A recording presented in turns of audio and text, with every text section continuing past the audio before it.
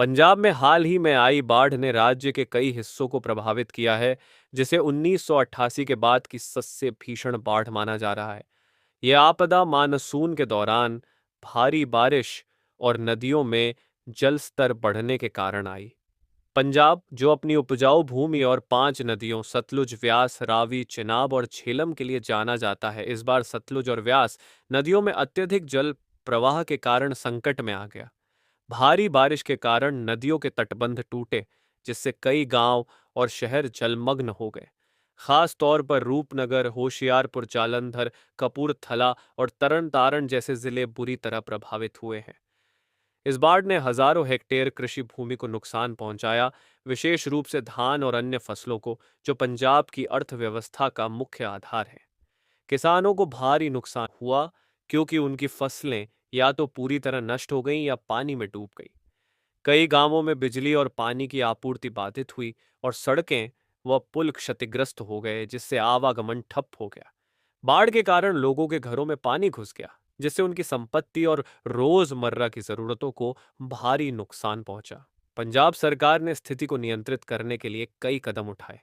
राज्य को आपदा प्रभावित घोषित किया गया और राहत कार्यों के लिए राष्ट्रीय आपदा प्रतिक्रिया बल एनडीआरएफ और सेना की टीमें तैनात की गई। प्रभावित क्षेत्रों में लोगों को सुरक्षित स्थानों पर पहुंचाने के लिए नावों और हेलीकॉप्टरों का उपयोग किया गया। राहत शिविर स्थापित किए गए, जहां लोगों को भोजन, पानी और चिकित्सा सुविधाएं प्रदान की जा रही हैं। सरकार ने किसानों और प्रभावित लोगों के लिए मुआवजे की घोषणा भी की है, हालांकि कई लोग इसे अपर्याप्त मान रहे हैं। मौसम विभाग आईएमडी ने 4 सितंबर 2025 से मौसम में सुधार की भविष्यवाणी की थी, जिसमें बारिश की तीव्रता कम होने की उम्मीद जताई गई। हालांकि कुछ क्षेत्रों में हल्की बारिश और धूप के साथ मिश्रित मौसम देखा गया। विशेषज्ञों का कहना है कि इस बार मानसून सामान्य से अधिक सक्रिय रहा, जिसके कारण बांधों और जलाशयों पर दबाव बढ़ा। भाखड़ा बांध और पोंग बांध जैसे प्रमुख जलाशयों से पानी छोड़ा गया, जिसने निचले इलाकों में बाढ़ की स्थिति को और गंभीर कर दिया। बाढ़ ने न केवल संपत्ति और आजीविका को प्रभावित किया, बल्कि स्वास्थ्य संबंधी समस्याएं भी बढ़ाईं। जल जमाव के कारण मच्छरों और जलजनित बीमारियों का खतरा बढ़ गया है। सरकार और गैर सरकारी संगठनों ने स्वच्छता और चिकित्सा शिविरों के माध्यम से इन समस्याओं से निपटने की कोशिश की है। साथ ही बाढ़ ने पंजाब की बुनियादी ढांचे की कमजोरियों को भी उजागर किया, जैसे अपर्याप्त जल निकासी प्रणाली और तटबंधों की खराब स्थिति। लोगों की मदद के लिए स्थानीय समुदाय और स्वयंसेवी संगठन भी आगे आए हैं। नावों की मांग में भारी वृद्धि देखी गई, क्योंकि कई क्षेत्रों में यही एकमात्र आवागमन का साधन बचा था। कुछ फैक्ट्रियों में दिन रात मोटर बोट बनाने का काम चल रहा है। इस आपदा ने पंजाब की सामाजिक और आर्थिक स्थिति पर गहरा प्रभाव डाला है और इससे उबरने में समय लगेगा।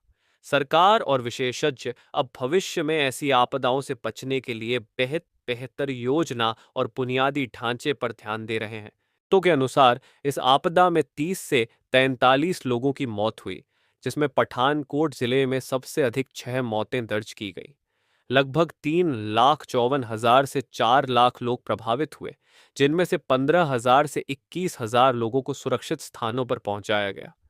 बाढ़ ने 1,48,000 से 1,71,000 हेक्टेयर, लगभग 3 लाख से 1,71,000 हेक्टेयर, 4.33 लाख एकड़ कृषि भूमि को नष्ट कर दिया, जिसमें धान, कपास और मक्का जैसी फसलें पूरी तरह बर्बाद हो गईं। गुरदासपुर, अमृतसर, फाजिल्का, फिरोजपुर, कपूरथला, तरन तारण, होशियारपुर और मानसा जैसे जिले सबसे ज्यादा प्रभावित हुए।